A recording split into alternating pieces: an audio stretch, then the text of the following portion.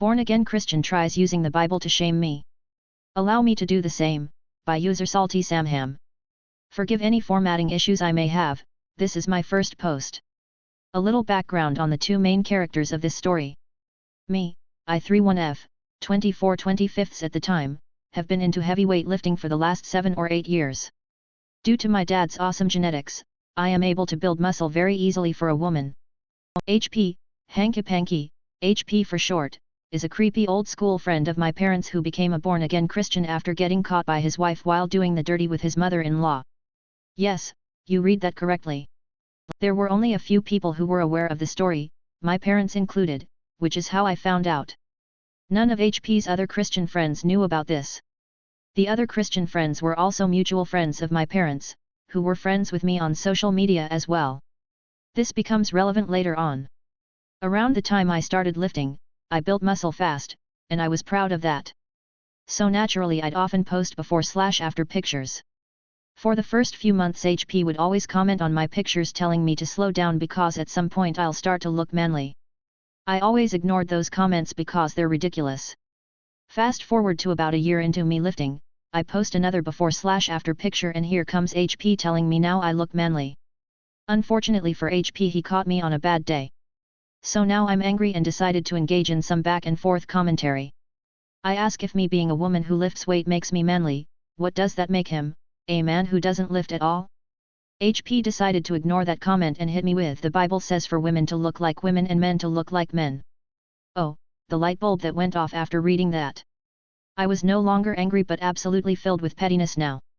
I mean, how couldn't I be after knowing all about his dirty little skeleton in the closet?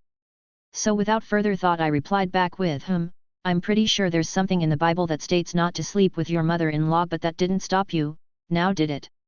After I hit send on the comment I sat back and watched the aftermath and it was glorious. All of these mutual Christian friends were commenting asking what happened and they couldn't believe he'd do such a thing. I even got a few private messages asking what happened and how they were disappointed he'd do such a thing. With his little reputation ruined, he decided to call my parents and tell them what I said. Halfway through his story my mom just cuts him off and says why were you even looking at our daughter's pictures? You're being a creep again and then hung up on him. Mom's is a true savage and I know I made her proud that day. But the best part about this story is that his own wife, yes, they stayed married, liked my comment calling him out. He avoided me like the plague after that. I got my coworker fired, by user Imna Chinese Ek.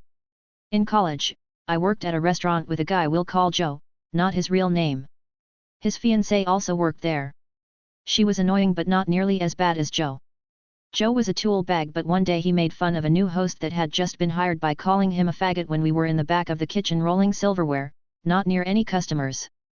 This wasn't the first time he's said something like this, but it just set me over the edge that particular day. Customers would often leave their itemized receipts at the table when they'd leave. I noticed that there was one in Joe's section left by one of his customers, so I grabbed and it took it home with me. I used the receipt number to file a complaint on the corporate website and said that I was a customer and I overheard my server Joe call another employee a fag *T and I was really offended and made up a story about having a gay son and how I'd never visit there again. My best hope was that he'd get in trouble and get his schedule changed, he had one of the best server schedules. This was in 2010, by the way. I forgot all about it and a few days later I came in, and his fiancée was crying hysterically and said well obviously I have to quit now too. I asked what was going on and found out that the company has a zero-tolerance policy for that and he got fired immediately, and his fiancée quit. Joe was pissed and never denied it, but said he swore he said that in the back of the house and not in front of guests, and swore he was kidding around. I couldn't believe I actually got him fired, so it turned out even better than I had hoped and I still have no regrets.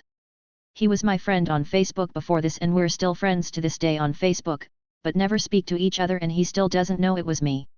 I can't wait for my appointment at home, literally 1 minute away from the doctor's office. Fine, by user I am a simp for Obi-Wan. My general practitioner's office is 2 houses next to my home. I have chronic pain which is treated with pain meds. I need a new prescription every quarter year, and for that the doc needs to see me. One day I realized that my pain was so bad I wouldn't be able to sit for long.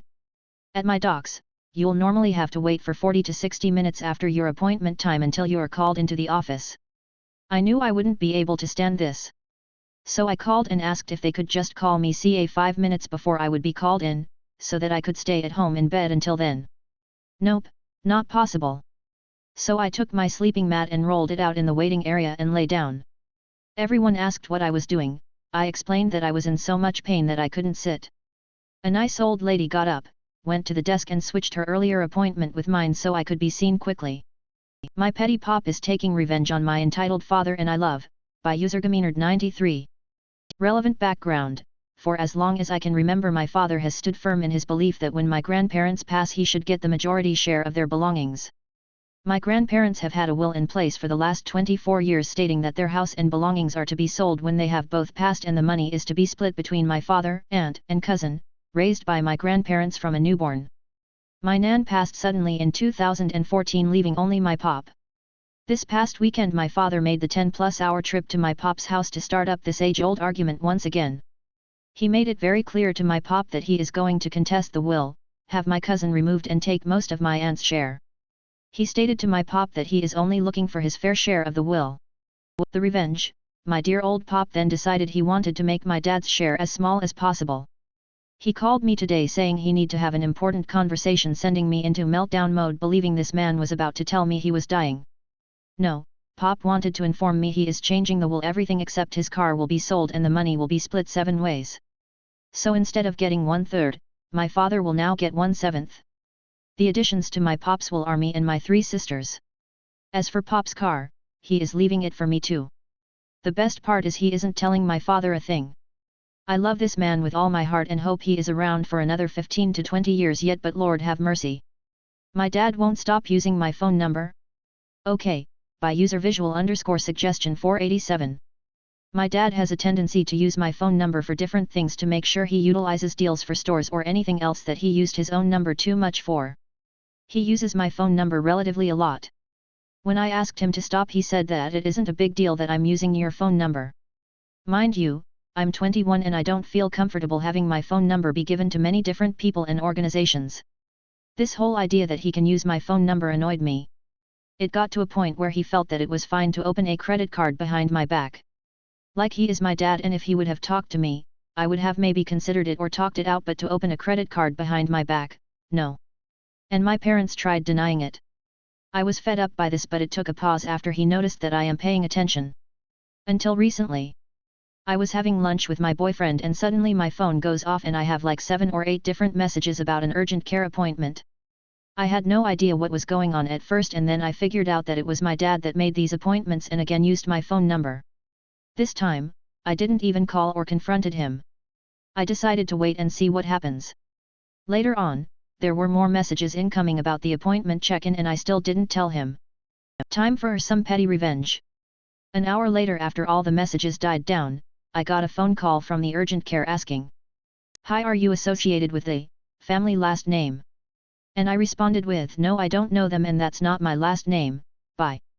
And since my dad didn't do his check-in, I don't think he was able to see the doctor because of the new COVID protocols. Oh well, I guess he wasn't able to see the doctor for a while. Oops, father. Edit.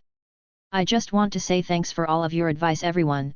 I have made a request of my credit report and will follow up.